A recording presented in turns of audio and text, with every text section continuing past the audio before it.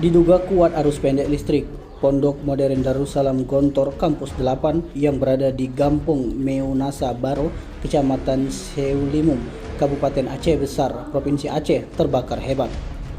Dilansir dari laman sumselupdate.com, Pondok Gontor yang berada di Serambi Mekah tersebut terbakar pada saat ustadz dan santri dalam keadaan terlelap. Kobaran api melalap habis rayon Aligar.